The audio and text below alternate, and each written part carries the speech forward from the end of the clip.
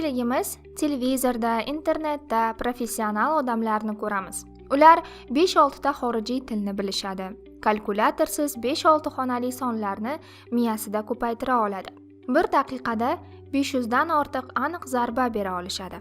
Ularda tug'ma talant bor, men bo'lsam oddiy odamman, hech qachon bu darajaga erisha olmayman deb o'zimizni ishontiramiz.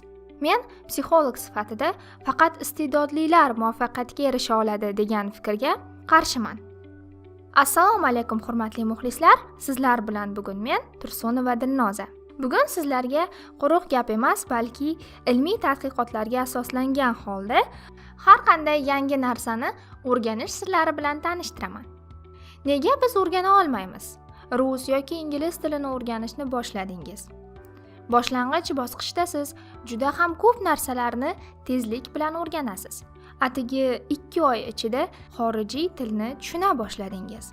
Xatolar bilan bo'lsa ham xorijiy tilda gapira boshladingiz. O'zingizdan faxrlanib, mana men tilning 50% 2 oyda o'rganib oldim. Yana 2-3 oy harakat qilsam, 100% o'rganib ketaman deb oldimizga maqsad qo'yamiz. Afsuski, muammo mana shu yerdan boshlanadi. O'rganishga qanchalik harakat qilsangiz ham o'zingizda o'zgarish ko'rmaysiz.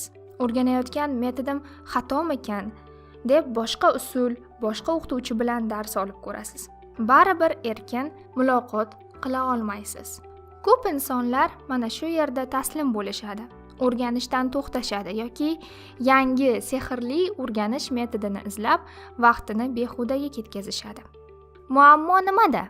Amerikalik olim Anders Ericsson o'tkazgan ko'plab tadqiqotlar shuni ko'rsatadiki, barcha yangi narsalarni o'rganishda dastlabki 100 soatda biz ma'lumotni juda ham tez va katta qismini o'rganamiz. Bu nima degani? Rus tilini o'rganishda boshlang'ich 100 soatda barcha ma'lumotning 50% ni o'rgangan bo'lsangiz, keyingi 100 soatda 5% ni o'rganasiz. Va tabiiyki, o'zingizni hech narsani o'rganmagandek his qilasiz. Soddaroq qilib tushuntirsam, tasavvur qiling, siz tog'ga ko'tarilyapsiz. Umumiy balandlik 1000 metr. Boshlang'ich 500 metrni osonlik bilan bosib o'tdingiz.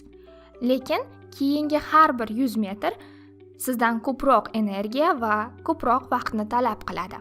Tadqiqot shuni ko'rsatadiki, oldimizga qo'ygan maqsadga erishish uchun bizga 200 soat emas, 1000 soat vaqt kerak bo'ladi. Maqsadga erishish uchun to'xtab qolmaslik kerak.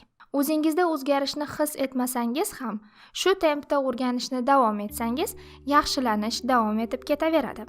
Sizda savol tug'ilishi mumkin. Har qanday narsani o'rganishga 1000 soat vaqt ketadi deb ta'kidlandi. 1000 soatni qanday o'tkazishimiz kerak? Shunchaki 1000 soat kino ko'rsak yoki 1000 soat kitob o'qisak, o'sha tilda gaplashib keta olamizmi? Albatta yo'q. O'rganish davomida 3 ta narsaga e'tibor berish kerak. Bizga o'rganayotgan sohamiz bo'yicha o'qituvchimizning yoki bilim darajamizni tekshirib turish uchun dastur kerak bo'ladi.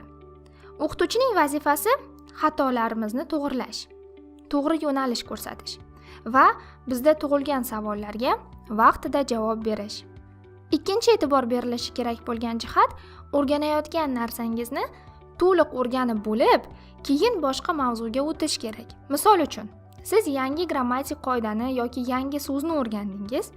Agar siz shunchaki bo'ldi, bu mavzuni tushundim deb keyingi mavzuga o'tib ketsangiz, katta ehtimollar bilan o'rgangan ma'lumotingizni 2 haftadan keyin 95% ni unutib yuborasiz. Bitta mavzu uchun kamida 1-2 kun vaqt sarflang. Miyangiz yaxshi tushundim deb o'ylasa ham, bu mavzuga oid ko'plab vazifalarni bajaring. O'rganishning oltin qoidasi bu: yangi o'rgangan ma'lumotingizni 1 kun, 4 kun, 8, 16, 32 kun ichida hech bo'lmaganda 10 daqiqa takrorlang. Telefoningizga eslatma yozib qo'ying. Agar siz bu qoidaga amal qilsangiz, o'rgangan ma'lumotingiz xotirangizda uzoq vaqt saqlanadi. Quruq maslahat yaxshi-ku, tilni o'rganishda qanday qilib ketma-ketlik tuzib olsam bo'ladi degan savol berishingiz mumkin. Bunda sizga onlayn ustoz kanali yordam beradi. Siz bu kanalda o'zingiz malakali o'qituvchini tanlab, o'zingizga qulay vaqtda dars olish imkoniyatiga ega bo'lasiz. Agar o'qituvchi bilan dars olishga imkoniyatingiz bo'lmasa, 1 soatga to'lov qilib, o'qituvchidan kerakli maslahat va yo'nalishlarni olishingiz mumkin. 3-e'tibor qilinishi kerak bo'lgan jihat. Bu o'rganishga faqat bitta sohaga diqqat qaratmaslik kerak. Bu nima degani? Siz til o'rganyapsiz.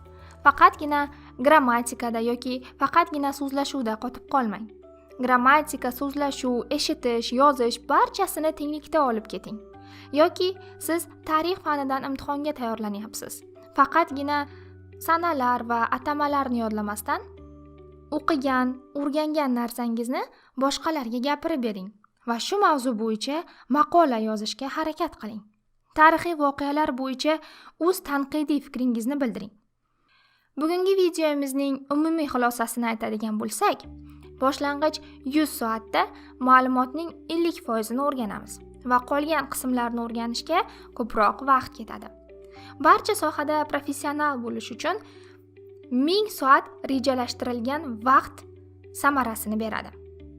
Sizlar bilan bugun psixolog Tursunova Dilnoza bo'ldi.